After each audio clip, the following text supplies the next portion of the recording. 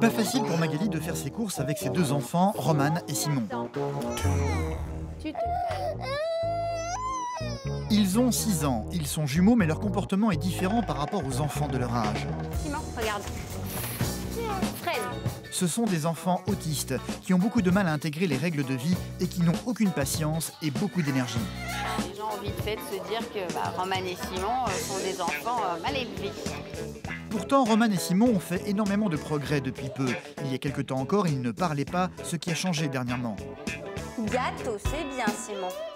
Un progrès acquis grâce à la présence permanente d'une psychologue à domicile qui accompagne le moindre de leurs gestes à chaque moment de la journée, dans le but de les canaliser et de les éveiller.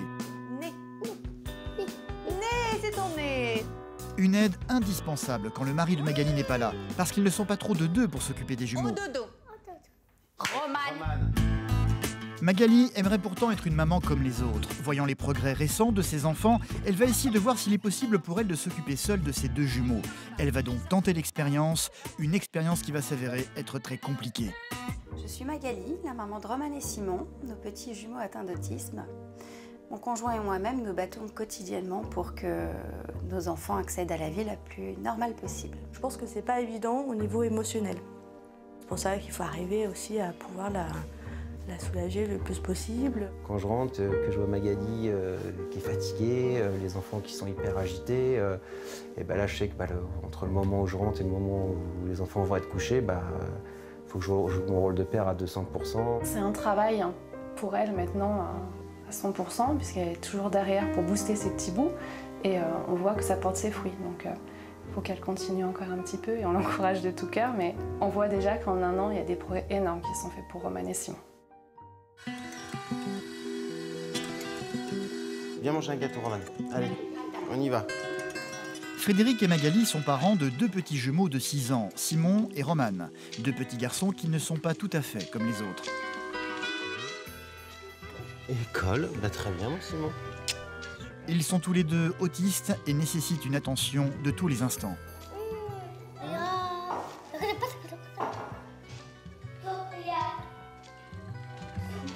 Leur quotidien est réglé par toute une série de rituels qui ont pour but de canaliser leur attention et leur énergie.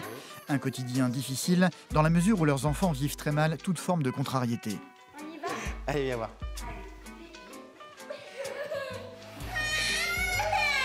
Regarde ça.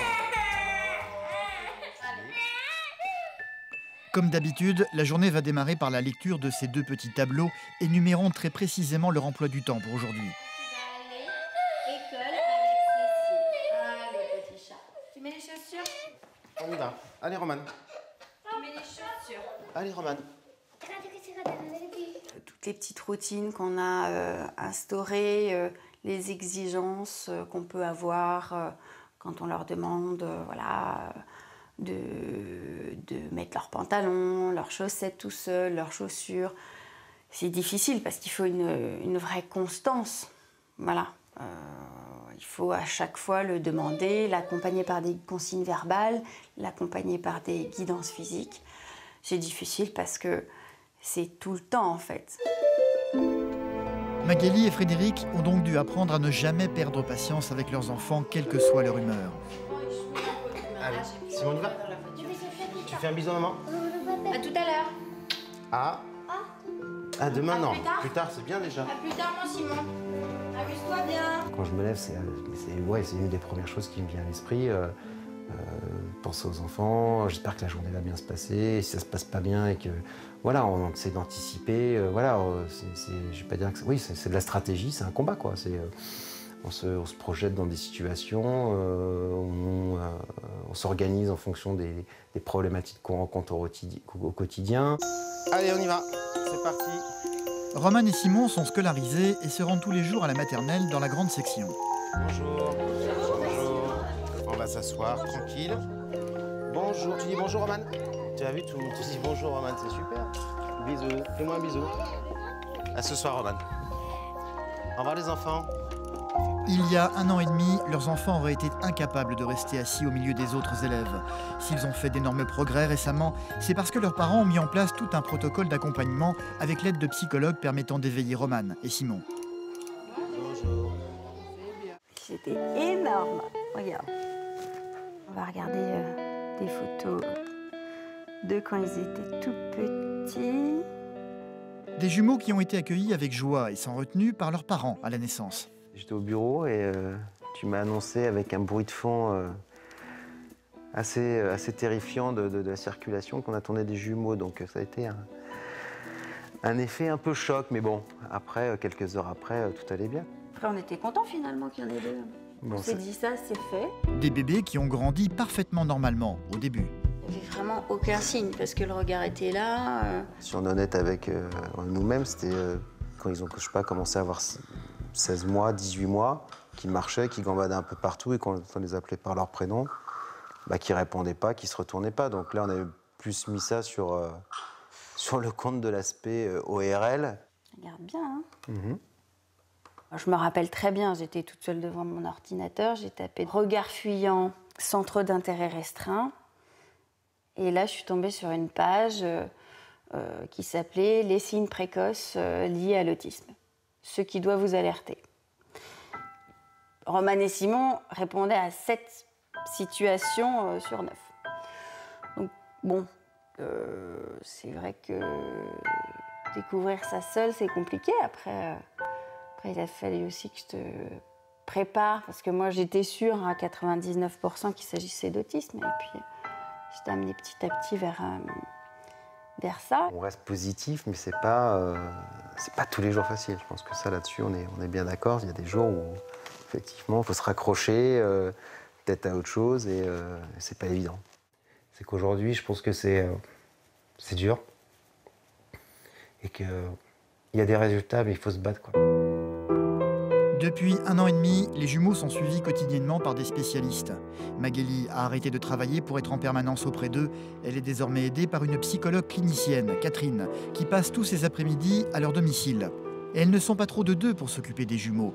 L'important est de stimuler au maximum les enfants pour les éveiller au monde extérieur. Simon, on va faire le gâteau, d'accord? Si on les forçait pas un peu, ils passeraient leur journée à courir ou à sauter, et voilà. Donc tout le challenge, c'est justement d'arriver à les faire petit à petit, trouver de l'intérêt, du plaisir à faire d'autres choses. Chacun son tour. Chacun de leurs gestes sera donc accompagné par Catherine et leur maman, qui ne devront jamais relâcher leur attention sur eux. À toi, tu prends la cuillère. Vas-y. Allez, Roman, tout seul. Ouais, t'as goûté, c'est bon, c'est bien du sucre. Alors, Catherine... L'un des principaux problèmes pour leurs enfants, c'est la patience. Ils n'en ont aucune, ce qui est particulièrement le cas de Roman. Roman, non, on fait l'atelier cuisine. C'est bien. Cette méthode d'accompagnement a déjà porté ses fruits. Il y a 1 an et demi, Roman et Simon étaient incapables de tenir plus de 5 minutes concentrés sur une seule chose. Ils n'étaient pas propres et ils ne parlaient pas du tout. Aujourd'hui, ils commencent à s'exprimer même si leur vocabulaire est très réduit. Simon utilise une 30aine de mots désormais et Roman une 20aine.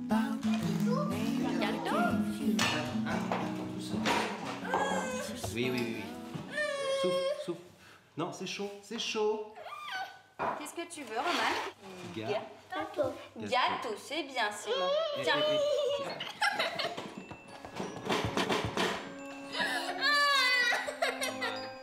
Mais rien peut provoquer une crise chez leurs enfants qui ne comprennent absolument pas les contraintes, ou le fait de devoir attendre, par exemple, d'avoir un autre gâteau, surtout quand Roman voit son frère avec l'assiette à portée de main et pas lui. Roman, tu t'assois correctement. Déjà. Tu te calmes. Et écoute, Roman, tu as un gâteau. Tu le manges. Et après, tu auras un autre gâteau. Mais tu manges celui-là. C'est très bien. Il ne faut pas essayer de ne pas accorder d'importance à ce type de comportement. Sinon, ça va devenir un moyen de communication chez lui. Roman, tu tapes. On va dans la chambre. Allez, Roman.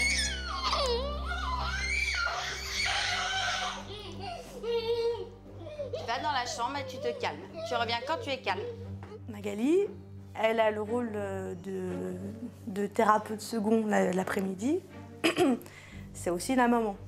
Donc quand elle voit un enfant, quand elle voit son enfant se rouler par terre, se mettre dans des colères pas possibles pour une simple frustration, c'est compliqué. Mes enfants, je les adore, mais parfois c'est extrêmement fatigant. Donc, d'essayer de rester très calme et d'adopter une attitude en cohérence avec la thérapie, c'est-à-dire dans ces moments-là, essayer d'ignorer le plus possible ce comportement. Et finalement, on voit que ça marche très bien.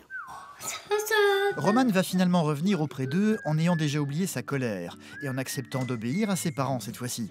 Coucou Romane. Bonjour Romano. Tu t'assois? Doucement. Je veux un jouet. Ah, un gâteau. Un gâteau. Doucement. Gâteau. Je te le donne. J'en prends un, Romane. Un. Vas-y, Mère. c'est parti. Au revoir. Tu dis au revoir, Romane. Au revoir, Romane. À tout à l'heure. À plus tard. Le problème, c'est que pour le moment, Magali ne peut toujours pas s'occuper de ses 2 enfants toute seule. Quand elle doit les emmener chez l'orthophoniste, elle le fait à tour de rôle. Ça va, mon Simon? On va chez l'orthophoniste. Cet après-midi, ce sera Simon le plus calme des 2. Avoir ces 2 garçons en même temps avec elle sans l'aide de personne, c'est juste impossible. Sortir seule avec Romane et Simon, c'est ce qu'il y a de plus compliqué. Pas seulement sortir, être seule avec les jumeaux, c'est très compliqué parce qu'ils demandent une attention constante. Attention constante parce qu'ils ont tendance à se mettre souvent en danger. Ils n'ont pas vraiment de notion du danger. Comme n'importe quel enfant, petit enfant, mais à 5 ans, normalement, un enfant qui n'a pas de problème a intégré toutes ces choses-là. C'est bien. Allez, on y va. C'est donc dans le calme qu'elle va pouvoir emmener Simon chez l'orthophoniste. Simon, la girafe. Elle est où la girafe? Vas-y, la girafe. La girafe. Simon, la girafe. Elle est où la girafe? Ça, c'est ça. La girafe. Une spécialiste qui va avoir des mots encourageants pour Magali aujourd'hui. Il arrive maintenant à demander quelque chose. Voilà. Et je vois qu'il a demandé vraiment la chose qu'il voulait parce qu'il le regarde au départ. Donc ça, c'est super. Et l'objectif, c'est vraiment de développer la compréhension. Boire, faire dodo, prendre son bain. Romane, de son côté, va continuer à être stimulée sans relâche, par Axel cette fois-ci, une autre psychologue clinicienne qui vient régulièrement chez eux quand Catherine ne peut pas être là. Le cheval, c'est ici. Et là, c'est pour Romane. Tu mets pareil? Ouais, bravo. Ouais, t'es un champion, t'as tout mis pareil, Romane. Un exercice qui va stimuler son sens de l'observation, mais qui va aussi lui apprendre la patience. Romane ne pourra quitter la table que lorsqu'il aura réussi à résoudre tous les problèmes. Autrement dit, quand il aura collé toutes les pastilles sur le mur. Avec Romane et Simon, on fonctionne en économie de jetons. Donc ils ont 10 jetons à mettre. Et lorsqu'ils ont droit à 10 jetons, on va leur proposer une activité plaisante pour eux. Donc là, on a mis ça en place il y a 3 mois. Et ils ont vite intégré le principe. Ils savent qu'il y a 10 jetons à avoir pour avoir une récompense. C'est bien, Romane. Vas-y, continue. Eh ben c'est très très bien, Romane. T'as fait tout le puzzle et c'est fini. Voilà. Donc il comprend bien. La plaquette est finie et on s'en va. Après une journée de stimulation permanente, on pourrait penser que les enfants seraient fatigués, ce qui n'est pas du tout le cas en fait. Au dodo. Allez, au dodo. Le soir venu, leurs parents vont devoir s'armer de patience et de détermination pour affronter l'un des moments les plus compliqués de la journée, le coucher. Au dodo. Bonne nuit. Romane et Simon ont chacun leur chambre. C'est donc séparément que Magali et Frédéric vont tenter de les faire dormir. Romane. Frédéric va lui rester en faction devant la porte de Simon. Il sait que celui-ci a une fâcheuse tendance à jouer constamment avec la lumière. Simon. Dodo, Simon. Dis donc. Magali le sait, il lui faudra intervenir de nombreuses fois dans l'espoir que son fils cesse enfin de jouer avec l'interrupteur de sa chambre. Au dodo. Dodo. Dépêche-toi. Allez. C'est bien, Romane. Allez, au dodo. Empêcher Roman de quitter son lit en permanence est déjà très compliqué. Pour que Simon cesse de jouer avec la lumière, ses parents vont donc avoir recours à une solution radicale. On va démonter la poule de Simon parce que sinon on va passer la soirée à... Bah non, mais forcément, ils trouvent ça très drôle. Simon, stop. Simon. C'est fini la lumière. Ça va être tout de suite beaucoup moins drôle. Allez Simon. À demain. Ils sont couchés. J'imagine qu'il y a des parents qui ont des couchers difficiles, mais c'est peut-être pas tous les soirs de la semaine et avec une répétition. Puis ils n'ont pas les journées qu'on a non plus. Comme on dit, on est sur le qui-vive. Oui, parce qu'on sait que voilà, ils peuvent prendre quelques risques. Je dirais pas inconsidérés, mais ils peuvent prendre des risques et que bon, que voilà, on n'est pas serein quand ils sont seuls et sans surveillance. Et effectivement, la surveillance s'est relâchée sur la chambre des enfants. Roman en a profité pour faire une petite escapade. Roman! Au dodo! Bon, allez, chacun son tour, j'y vais. Ça demande un tel engagement et une telle ressource d'énergie que bien sûr qu'à un moment ça peut être un peu au détriment du couple, mais ça bon, je dirais que c'est entre guillemets le prix à payer pour que nos enfants on puisse optimiser leur autonomie dans leur vie future et que voilà, c'est une super maman quoi. Il y a des super héros puis il y a des super mamans. J'ai bien conscience que j'ai une lourde responsabilité sur les épaules et que je peux pas craquer quoi. Si je craque, je pense que tout s'écroule. Un quotidien épuisant pour Magali et Frédéric, dont ils ont l'occasion de parler de temps à autre avec d'autres parents d'enfants autistes comme eux, qu'ils ont pris l'habitude de rencontrer régulièrement. J'imagine avoir 2 Evan. Là, déjà c'est... Nous, c'est un travail énorme de recadrer notre enfant. Ça nous prend tout notre temps. Ah, mais c'est mon problème. J'arrive même pas à imaginer de recadrer un enfant et l'autre. Voilà, qu'est-ce qu'il fait l'autre? C'est ça qui est très frustrant. Souvent, quand pour X ou Y raison, je suis obligée de dire que je suis maman de jumeaux autistes, je sens qu'en face de moi, il y a une mâchoire qui tombe, quoi. C'est horrible. Je me dis quasiment jamais, bizarrement, si j'en avais qu'un quand même, ce serait plus facile. Quand on a su qu'ils étaient autistes, j'ai rapidement arrêté de travailler parce que j'ai compris que voilà, c'était full-time job. Ça doit être très très difficile, ça doit être vraiment épuisant. Non mais c'est clair que c'est fatigant, hein. Je vous apprends rien. Hein. Voilà. De toute façon, moi, l'aide humaine, elle est indispensable, sinon je pense que je ne tiendrai pas. J'ai tellement conscience des besoins qu'ont mes enfants, individuellement, c'est-à-dire un accompagnement constant pour tout. Et effectivement, Magali ne peut toujours pas aujourd'hui s'occuper seule de ses 2 enfants. Quand elle va faire ses courses, elle ne peut les faire avec Roman et Simon que si Catherine, leur psychologue, est présente sur les lieux. Pour tenter de canaliser l'énergie débordante de ces 2 garçons, elle va leur donner la mission d'aller chercher certains aliments qu'elle va leur montrer grâce à son téléphone portable. Simon, regarde. Fraises. Tu prends les fraises? Très bien, dans le panier. Mais ça ne suffit pas toujours, hélas, pour calmer les jumeaux qui finissent invariablement par perdre patience, ne comprenant pas le fait de passer autant de temps dans un endroit comme celui-ci. Tu veux celui-là, toi? Tu te calmes. Là, c'est un supermarché où ils n'ont pas l'habitude d'aller. Donc, voilà. Changement d'habitude, comportement difficile. Simon. Roman, tu prends du fromage?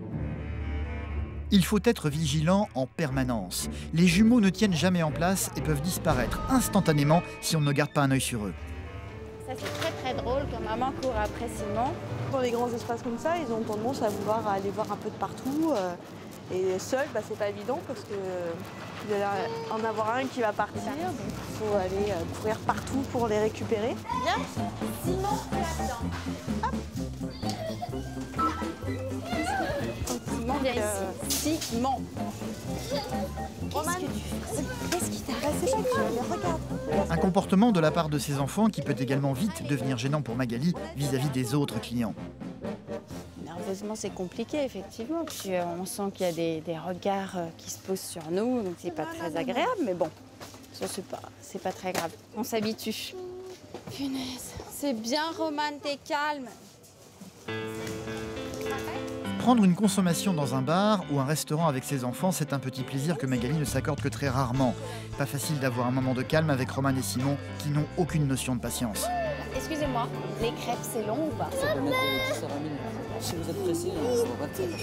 C'est pas ça, c'est que nos enfants sont autistes et ça va être compliqué de les faire attendre. Ça se voit pas sur leur visage qu'ils ont un handicap et les gens ont vite fait de se dire que Romane et Simon sont des enfants mal élevés. Ce qu'on va faire, c'est qu'on va enlever... Et pourtant, aujourd'hui, les choses vont très bien se passer à la plus grande surprise de Magali. Les deux jumeaux vont attendre leur crêpe en restant calmement assis sur leur chaise. Ah bah c'est gentil. Oh, Romane, merci beaucoup. Pas d'énervement ni de cris, ce qui va donner l'envie à leur maman de pousser l'expérience un peu plus loin aujourd'hui. Elle aimerait pouvoir faire quelque chose seule avec eux sans la présence de Catherine, ce qui n'a jamais été possible jusqu'à présent, comme les emmener faire un tour de manège par exemple. J'aurais bien envie qu'on tente des sorties où vous prenez un peu plus de distance. Je voudrais qu'on travaille ça parce que l'objectif c'est quand même qu'on ait la vie la plus normale possible et que je puisse faire des sorties facilement, seule avec mes enfants, sans être trop stressée. Et ben on peut faire ça, vous partez seule avec les deux. Et puis on va faire un tour de manège. Je sais que vous ne serez pas très loin si jamais c'est le drame. Mais ça vous inquiète pas? Non, je pense que jusqu'au manège, il n'y aura pas de souci. Après, ça va être la gestion de les installer sur le manège. De toute façon, moi, je suis là. S'il y en a un qui part, qui s'agite de trop, enfin, je passe en filet. Ne stressez pas, Magali. Simon. Oui, mais bon. Allez, on va faire du manège, les enfants. Le chien. Magali va donc se lancer toute seule à l'aventure avec ses deux enfants, Catherine restant volontairement loin d'eux, prête à intervenir si les enfants venaient à devenir ingérables. Je sens bien, ça va bien se passer. Bon, si elle est pas loin, c'est mieux. T'es bien, Romane, t'es très sage. Simon, tu marches normalement, s'il te plaît. Allez, regarde. Il y a le manège là-bas. Bonjour. Alors, je vais vous prendre deux tours. Tenez. Hop. Une installation sur le manège qui va plutôt bien se dérouler, sans crise et sans larmes. Et si on faisait le cheval? Cheval, c'est bien, Romane. Allez, viens. Simon, ça, tu le gardes. Tu le donneras aux messieurs. Allez, à tout à l'heure. Waouh! Alors là, ils vont être rassurés quand ils vont me voir en repassant. Premier tour, ils ont toujours un peu peur que je disparaisse. Un tour de manège que Catherine va observer de loin avec une certaine satisfaction. Rien à dire. Non, mais ça fait plaisir de voir voilà, que tout roule. Allez, on y va. On marche. Romane, tu marches normalement, s'il te plaît. Bientôt, vous allez faire du shopping avec maman. Hein? On va rentrer dans les magasins. Sans que ce soit le bazar. Je peux me brosser ou pas? Ou c'est possible? Hein? Allez. À défaut d'aller faire du shopping, Magali va tenter de passer un midi seule avec ses enfants sans la présence de leur psychologue, pour voir si elle peut continuer à s'occuper d'eux sans l'aide de personne, une grande première pour elle. Simon, on met la table en l'air, on va manger dehors. Se mettre à table pour le déjeuner, une chose banale et toute simple à faire en apparence, mais pas avec les jumeaux. Ils étaient calmes et obéissants au moment de manger leurs crêpes et sur le manège, mais ils vont hélas cesser de l'être à partir de maintenant. Pour calmer Simon, Magali va lui confier la mission de mettre la table en accompagnant le moindre de ses gestes. Donc Catherine est là. Simon. On est concentrés chacune sur un enfant et on lui fait mettre la table, on lui fait nommer les couverts. Et Simon. Et c'est plus facile. Là, il chouine un peu alors que si j'avais... Simon. Romane, de son côté, va en profiter pour disparaître. Pour l'instant, c'est vrai que Romane, je sais pas ce qu'il fait. La quiche de ce midi, Romane n'en a pas du tout envie. Pendant que Magali s'occupait de Simon, il en a profité pour dégoter une boîte de gâteaux qu'il est consciencieusement en train de dévorer sur le canapé. Ah d'accord, ok. Bah, voilà. Le problème, c'est que quand je suis concentrée sur un des enfants, l'autre en profite. Je vais faire des choses qu'il ne devrait pas faire. Non, Romane, on ne mange pas de gâteau. On met les verres, chérie? Tout. Non. Du tout. Romane, verre. Prends un verre. Ouais. Très bien. Et moi, je prends les autres et on passe à table. Et je vais te donner à boire. Simon, lui, a déjà disparu, parti explorer le fond du jardin. À table, monsieur Simon. Allez, viens, Simon. Assis-toi, chérie. Mais très vite, Magali va se retrouver débordée quand elle va devoir décider ses enfants à manger. Allez, mange.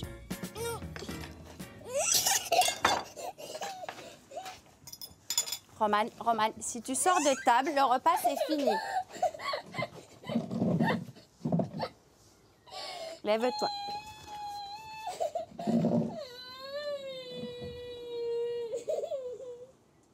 Je vais faire en sorte qu'il revienne à table quand il sera calmé. Déjà, j'accorde pas trop d'importance à ce comportement-là. Assis-toi correctement, Simon. Tu manges. Et qu'est-ce qui vous arrive là aujourd'hui? Simon, tu manges s'il te plaît. Allez. Non, je suis pas d'accord. Allez. À table, Romane.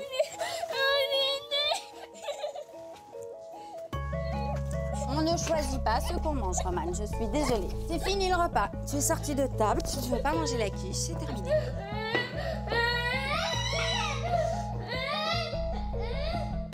Magali va donc emmener Romane dans sa chambre. Simon, lui, va rester très calme, mais ne semble toujours pas décidé à manger. Mon Simon. Allez, on mange, mon gars.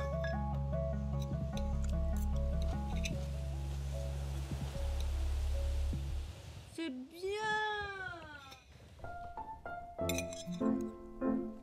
À peine Magali a-t-elle rejoint Simon que Romane va fuir sa chambre pour revenir à sa première idée, manger le contenu de la boîte de gâteaux au milieu du salon. Qu'est-ce que tu veux? Bonjour. Un yaourt? Yaourt. Un yaourt?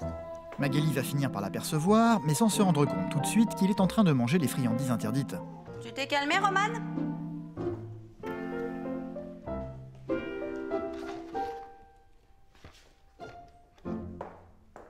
Quoi qu'il arrive, Magali ne doit jamais perdre son calme. Ça, c'est non, Romane. Non. C'est l'heure du repas. Mais elle se rend bien compte que seule, il est encore impossible pour elle de pouvoir s'occuper de ses deux enfants en même temps. Le problème, c'est la gestion des deux. C'est bien.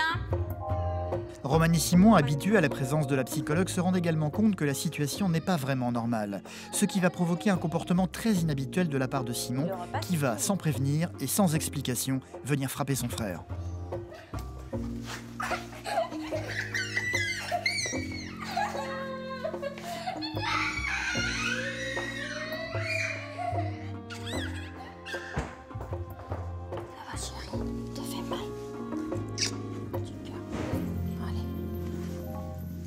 Pas gentil de la part de Simon. Pour le moment, le constat est clair. Il est encore beaucoup trop tôt pour que Magali puisse s'occuper seule de ses enfants. C'est dur d'avoir un frère. C'est un peu plus tard que Catherine, la psychologue, l'aidant au quotidien, va venir la rejoindre. Alors, comment ça s'est passé? Moyen. Ah. Romain n'a pas du tout voulu manger sa quiche, donc il m'a fait une colère. Et puis je l'ai mis dans sa chambre pour qu'il se calme. Et pendant que j'étais concentrée sur Simon, j'ai pas vu, mais Roman est allé piquer un paquet de gâteaux et puis s'est enfilé des gâteaux dans le canapé. C'est un souci que Roman n'ait pas mangé parce que comme vous l'avez dit, après ça va être compliqué l'après-midi parce qu'il aura faim et il faudra attendre le goûter pour qu'il comprenne bien qu'on mange sur les temps de repas et pas en dehors. Voilà, ce que j'en pense, c'est qu'il y a encore du travail à faire là-dessus. Pied? Il est là, le pied. Pour ne pas perturber les enfants, les parents de Roman et Simon vont devoir continuer à avoir quotidiennement de l'aide à la maison pour éveiller leur fils pendant une durée encore indéterminée. Mais l'avenir, ils s'obligent à l'envisager avec optimisme. Une belle victoire pour notre famille. C'est quelque chose auquel on pense depuis un petit moment avec Fred et il faut qu'on se penche sur la question. Ce serait de faire un petit voyage avec Roman et Simon. Dans mon jardin secret, bien sûr que je les imagine où tout va bien, parce que je suis quelqu'un de très positif. Après, de manière très objective, c'est super difficile de se prononcer. Je sais pas, il peut, comme tout parent, que ce soit Magali ou moi, on se dit toujours que c'est un petit peu comme un coma, quoi. Quand il y a quelqu'un, un membre de sa famille dans le coma, ou un ami ou un proche, on se dit, on se raccroche toujours à l'idée, ouais, il va s'en sortir, et quand il va s'en sortir, il va sortir du coma, il sera comme avant. Quoi qu'il arrive, la vie doit continuer. Leurs enfants ont fait d'énormes progrès jusqu'à présent, de quoi leur donner l'énergie de continuer à les aider à avoir une vie la plus normale possible à l'avenir.